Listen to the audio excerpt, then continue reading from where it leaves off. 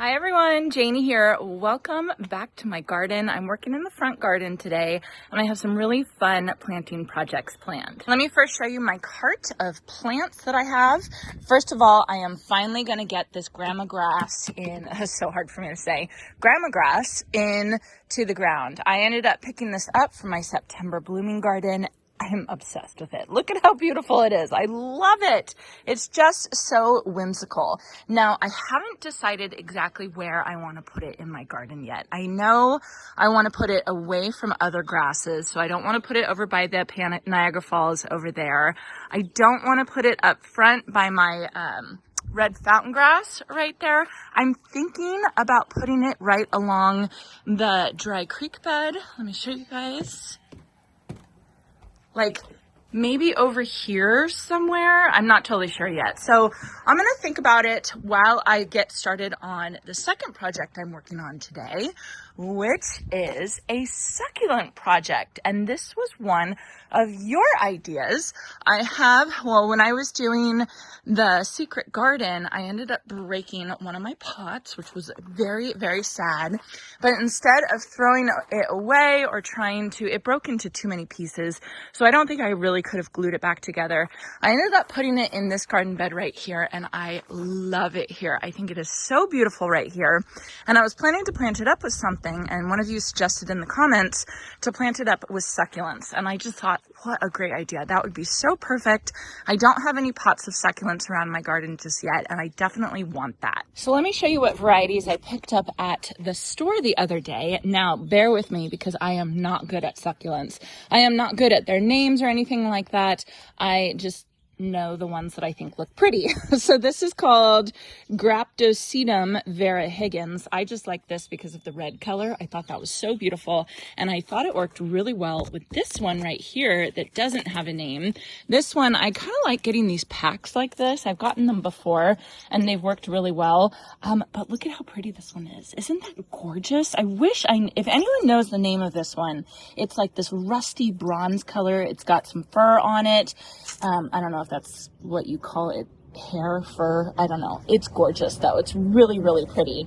And then that comes with two more of these right here, and then some of these. I'm really sorry, I don't know the names. The one, I ended up splurging on this one, this hanging basket, because I definitely wanted some hanging out over the edge of the pot. So this one was kind of expensive. This was 20 bucks. It was a donkey's tail.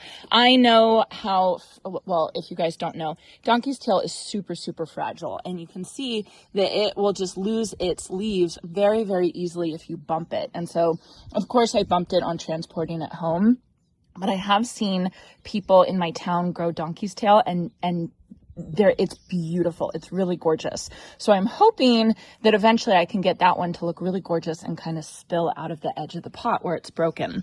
Now this one, I was so excited to get my hands on. It's kind of out of bloom. It looks like it only has its bracts left, but this one is called a slipper plant. And I first saw this one at my friend Shelly's house. She had it in her garden and she said she was getting rid of it. And I told her absolutely no, because I thought it was the coolest plant when it's in bloom. So I had to grab this one. I think it's going to get pretty big. It gets 4 to 8 feet tall and 3 to 4 feet wide. Okay, so I might be transplanting this one eventually, but at least for now, I'm going to put it in the back of the pot. That is huge. 4 to 8 feet tall. I'm checking to see if it's inches, and it's 4 to 8 feet tall. Holy cow. Man, that's a huge plant. I probably should have looked at it before buying it, but that's okay. I really wanted this plant, and it's really, really beautiful, and I'm excited for it to start blooming again. So I got that one. I got some more of, are these Echeveria? Yeah, Echeveria Cream Puff is that one. Isn't that pretty? And then what is this one? Sometimes they don't have names. Sometimes they just say, assorted succulent. So that one. I like that one because it was kind of pink. So anyway, this is my kind of mixture that I have for that pot. You can kind of see it like that. And I think that that'll be really pretty. And then what my plan is since I already have to come out and fill up my bird fountain right there, probably like twice a week, I would say. Whenever I fill up my bird fountain, I'm just going to water the succulents. So I'm not going to hook them up to drip because I think that would be a little too much water for them. But I think giving them a good soak twice a week would be the perfect amount of water for them. So what I'm going to do is I'm going to get started filling that pot with soil, and then I'll get started planting these guys. Look at all my birds. I am so excited. The finches are going nuts for these Nair bird feeders. Nuts. And then if you guys can see on the power lines, there's a ton more birds just waiting for me to go away. So this is definitely a success. You know, I have to say, this one, which has black oil sunflower seeds, and this one is a success. But, oh wait, I was just gonna say they haven't been really on that one, but are you eating or are you just standing there? Yeah, they haven't really been eating this one. I don't know if they don't like the seed that I have in it, or maybe they just haven't figured it out yet. Look at this. Oh, it's so fun to see.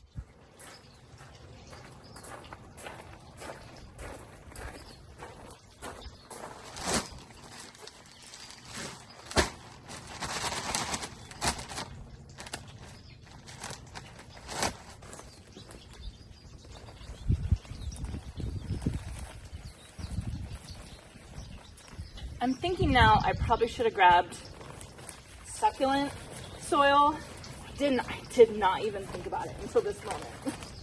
Oh well.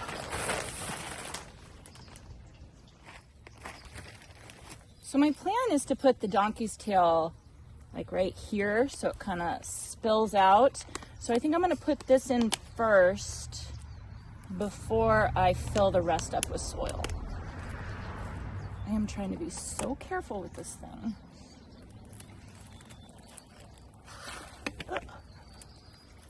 Oh my gosh, it all fell off. This thing is so delicate. Okay, well, at least I can put other ones in here. That's what fell off. This donkey's tail is a killer.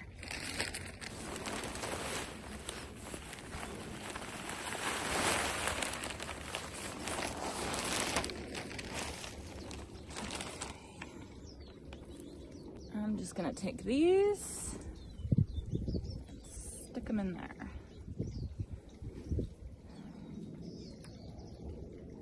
All right, now for the slipper plant. This one is obviously going in the back. I don't know how long I'll be able to keep it here, but at least for a little while. This is the cream puff echeveria. I'll put it over here.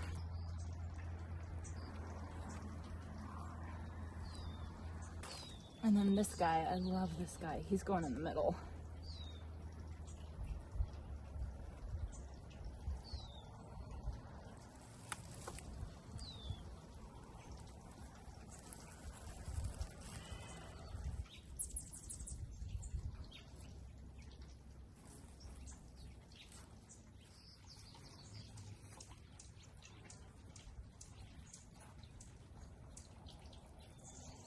Gosh, I feel like I should have bought more. I thought I bought way too many.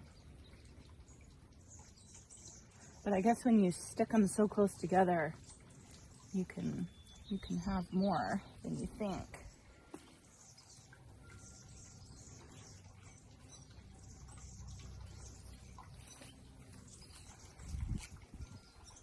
You know, I just remembered I have some other succulents that I've been propagating in my office. I'm gonna go run and get those real quick.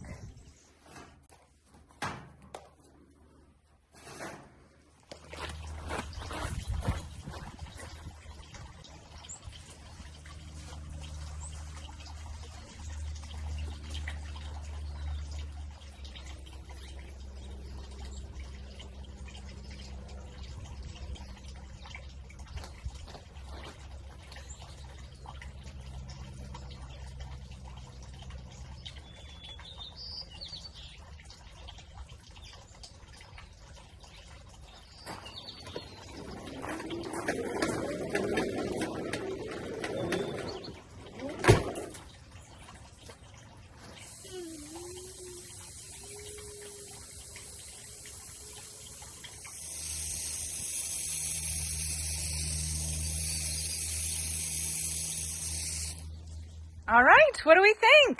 I'm pretty happy with it. I mean, I think I could have gotten a little bit more, so it'd be more full, but I think it's pretty good, and it should fill in. I have some plant. I don't even know how big this guy's going to get. I know these guys are going to get big because I took cuttings of a plant, and those plants were pretty big. So I will eventually have to come in and keep thinning out this pot, and eventually I'm sure I'll have to move my slipper plant, but I'm going to enjoy it for now. I had these guys in my office, and they weren't doing very well in my office, and I just cut them off, stuck them in there. But I have to say, I love the color of these guys matched with the terracotta. Isn't that beautiful? So I need to go and find more of these terracotta colored ones and put those all over. But I have to say, I am very happy with it. This is my first succulent planter in my garden, and I just think it's gorgeous. All right, so my next project for today is planting this Blond Ambition Grama grass. This is just so pretty. I cannot get over how beautiful it is. But before I get on to that, I have to show you all something else that I just noticed that is beautiful as well. And that is my 7 Sunflower Temple of Bloom Heptacodium. Oh my goodness, look at how beautiful this thing is. So this tree, this is going to get about 10 feet tall. It has 4 seasons of interest. So in the wintertime, it has peeling bark, really pretty peeling bark. You can kind of see it right there. Then it gets foliage, right? Like really pretty foliage, green foliage. Then it gets these white blooms, which is what I've had for the last couple months. And now it has these berries that are covered with these rose-colored sepals. Aren't these just so stunning? So beautiful. So this plant is Proven Winners. It's from Proven Winners Colored Choice Shrubs, and that comes out of Spring Meadow Nursery in Michigan. And I actually was able to go there a couple years ago, and when I was there, I asked every single employee that I could find what their favorite plant that they grew was. And I'm telling you, the majority of them said this plant right here. Like, they all agreed that this was definitely their favorite. And so of course I grabbed it and I planted it in my garden, and it took a couple years to get established. But now that I'm seeing it, I get it. I get what they were talking about. This is really, really beautiful. Anyway, so back to the Grama grass. So I'm sitting here and I'm thinking, where do I want to plant it? And as you can see, I'm kind of focused on the center island. I think that this grass is so pretty, and it's kind of the type of grass that you kind of want to see through it, and you want to see the sun and the sky shine through it. Does that make sense? So I don't really want to put it like next to a fence or something. I think that will, I don't think that it will show it in its best light. And so I definitely was thinking somewhere in the center island, and possibly over along the dry creek bed, I think would be really pretty. I have to show you guys my lion's tail. It's looking beautiful. I think it's getting too much water because it's getting all this extra water from the meadow, and you look at it, it's like splaying out. So I think today I need to remove see, it's got drip irrigation right there. I might as well just do it right now.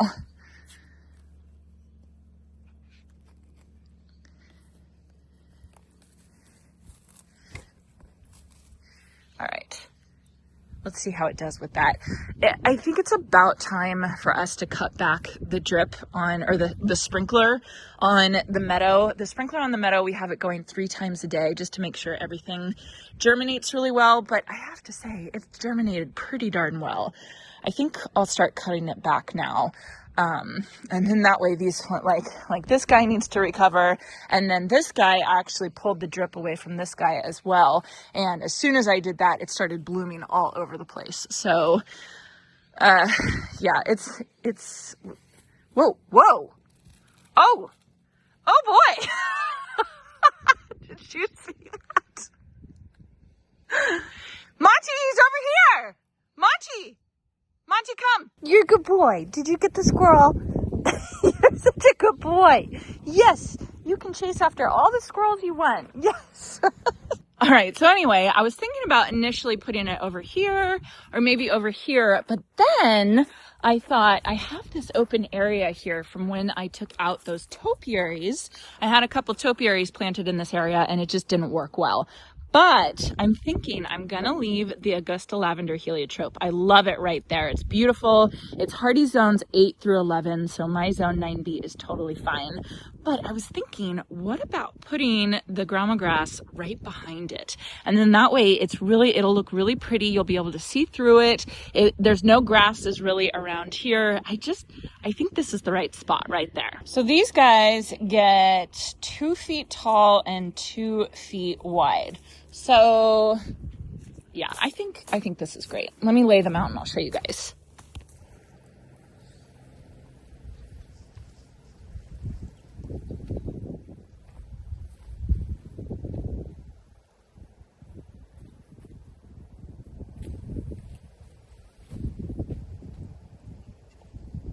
I love it. So here it is with this view over here, but I think an even better view is right here. Look at that. Isn't that gorgeous? Oh, yes. Perfect.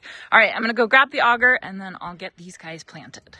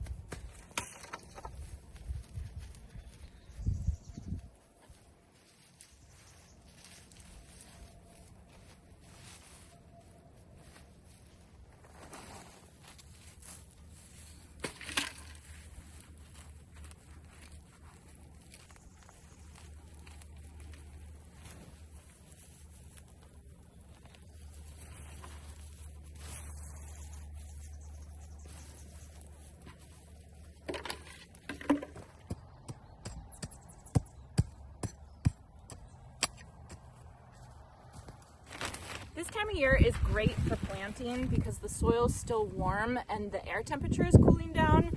But the one thing I will say I hate about this time of year planting is some of my soil is so dry and it's so hard to get through. And it just feels like rock almost, even though this is compost. This is compost that we topped off a couple years ago in this area. It's just so dry because I haven't been watering this spot. It's much easier to plant in the spring because everything has a little bit more moisture to it. So I guess there's pros and cons of any time of year. All right, all planted. I think they're really pretty.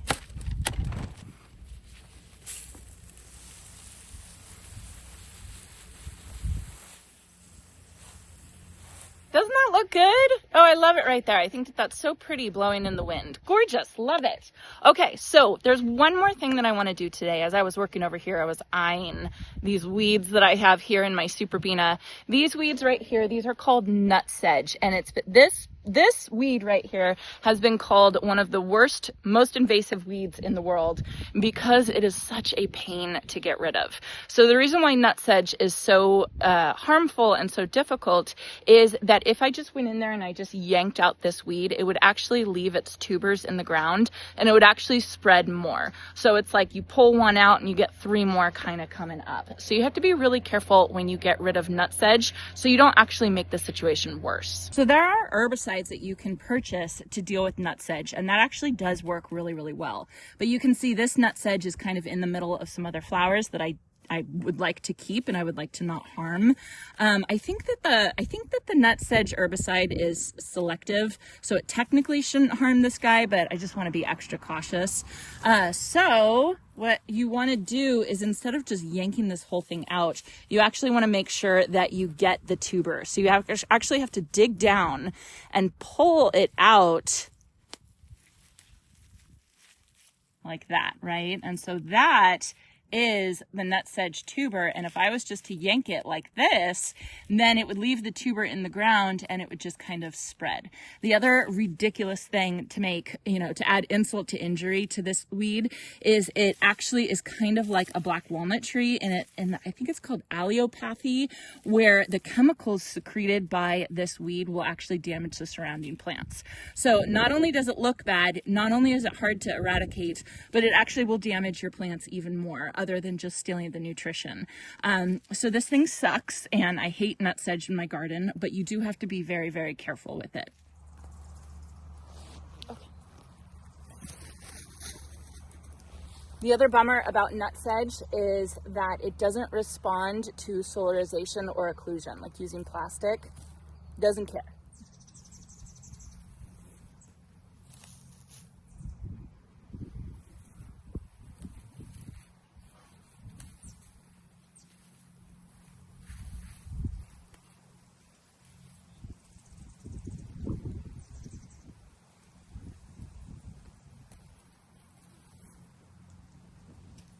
So when it comes to weeding nutsedge, I would rather leave it in my garden and take my time and remove it the right way, rather than just, run out here and pull it really fast to leave the tubers in, because that will actually cause more damage than just leaving it in the ground and really taking your time and making sure that you're not pulling it and leaving the tuber in the ground. I know a lot of you get just as frustrated as I do with nutsedge. It's the worst. All right, all done. There's my piles of nutsedge right there. What a pain, right? Just to take out just a couple weeds. It takes a long time because you really got to go in there. You can see I dug up all my Super Beaner raspberry right here, but I think it'll be worth it. Now, I am 100% sure I left some tubers in there. There's no way I got out 100% of the tubers by what I just did, but I think I got out a good percentage of them. And so when more come up, I'll just keep doing it just like that. If it was ever to get out of hand, I'm not against using an herbicide for the nutsedge, because that really is the one way that you can take care of it. But, since it's pretty limited in my garden, it's in this area right here really bad, and then it's in my back garden beds pretty bad. And so those are just the two spots that I have it right now. So hopefully I can keep it isolated to these two areas by really focusing on pulling it the correct way, just like that. All right, so I think that's going to be it for me today. I got a lot of good stuff done. I got that succulent planter planted, which is beautiful. As for winter tolerance for that thing, I think it's going to be totally fine for me where I live in zone 9B, outdoors all year long, all winter long. Maybe if it gets really cold, I might come out and cover it with a sheet or a harvest guard or something like that. But we usually only get a couple light frosts, maybe 2 or 3 times a year. So I'm not really worried about it. A lot of people leave succulents out all year. Here, but obviously if you live in a colder area, then you're gonna have to protect it. And then I got the Grama grass planted, which I think is beautiful, and I even got some weeding done, which I'm happy about. So anyway, I hope you all enjoyed this, and I hope you all have a chance to get in your garden today.